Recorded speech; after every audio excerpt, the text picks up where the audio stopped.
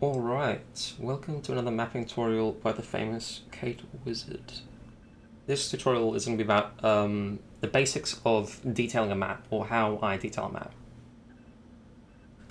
It's not going to go into stuff like how to place props, how to do lighting. I might do that stuff later, but right now it's just the basic process I use to decide how I detail. I've sort of organized it into something I call the S.C.O, an acronym. It's these three main sort of rules or ideas that I'm thinking about when I'm looking at my map to detail it. We're going to be looking at Snowy Coast, because this map is very beautiful to me. I love it. It's also community created, it's very well detailed, and it really excellently demonstrates the things I'm going to show you. So the first rule is S, it's for shapes.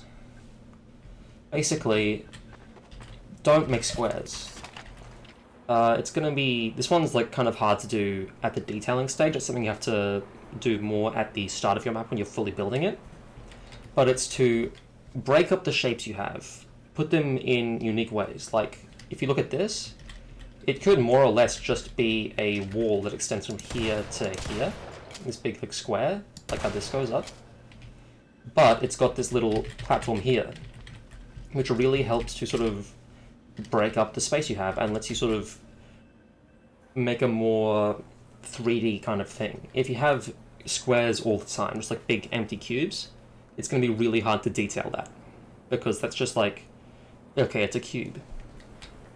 Some good examples of shapes is here. You've got your roof, you've got your little space here, and you've got this little bar thing. You see how nothing really lines up to make it a square, even though it more or less is just this square area here, and a ramp. They vary up the space so that they can then much more easily create further detailing. A good example is here as well. You can see this could just be a straight wall, but we've got this little glip here. And that sort of helps the space take a more unique shape and feel less like a box. That's the basics of shape. It's kind of like, it's like a feng shui kind of thing. It's just, how are you going to make this look less like a bunch of cubes and squares, and how are you going to make it look more like a fully 3D space? That's a big thing in when I'm detailing, is I'm always concerned about how these are just like squares, because we make our maps out of blocks, out of brushes, and they're all very like sharp and harsh. And a big part of detailing is sort of distracting and taking away from that harshness, which actually perfectly segues into my next rule, which is the C, and that is corners. One of the best things to do when you're doing interiors is to clutter up your corners. This is really, really useful. This will make your room feel much softer, and much more sort of rounded, and a bit more 3D.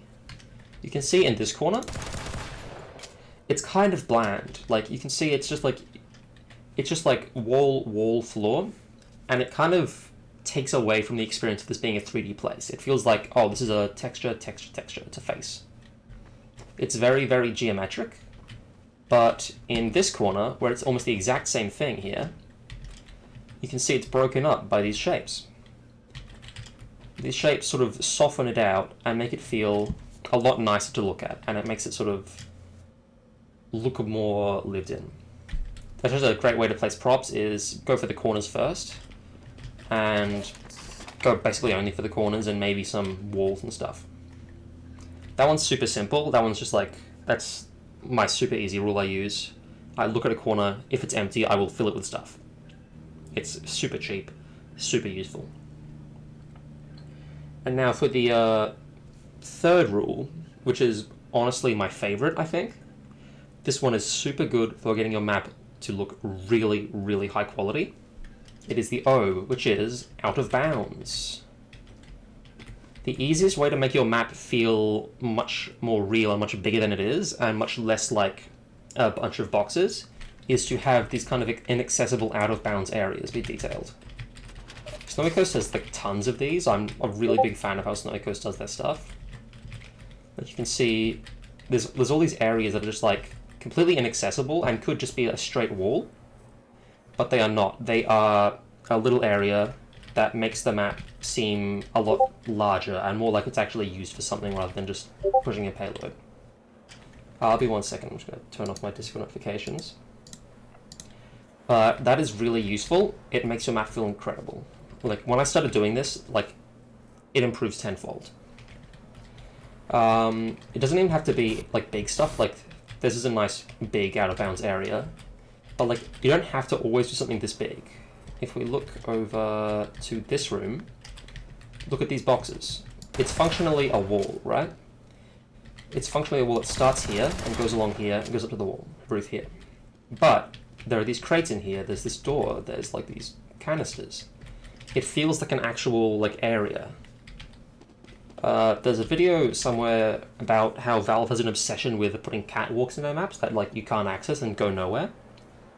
And that's a really, like, I'm a big fan of those. Those are a really good thing to have on your map because it makes it feel like the inaccessible rooms, like whatever's back here in this area, is actually like a full-on facility. There's more stuff than you're playing in.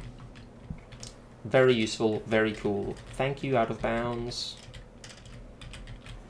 So that's S.C.O. Those are my 3 big rules I use. There's other stuff you can do, but like you can look at that on like any environmental art thing, like the story. What's the story of your world? What function does every room have? Stuff like that. Very basic, but like the S.C.O. stuff, S.C.O, that's the process I use. I have trouble with like deciding a story, so I just like go, okay, I'm gonna put stuff in these corners. It's gonna be sort of themed around the room. That's it. There's one secret extra rule that I sort of feel like is encompassed by the other rules, but is pretty important, and that is variation. This is another one of those ones that helps it stop looking square. Put variation in your map. Look at these windows. Look at this sign. Look at this gate number. Look at all this. Look at all the stuff on just this wall. This vent, pipe, arrow, camera. Look at all the things they're using just to break up this flat wall. It's really important to do that because that makes it feel much less like a single flat surface and much more like an actual thing, like an actual wall. Yeah, it's the best. Vary your maps or don't, or die. I don't know, I don't care. But yeah, those are the basic rules of detailing a map. I highly suggest you try some of these out in your next map. They're very cool, and like and subscribe to my, I don't know,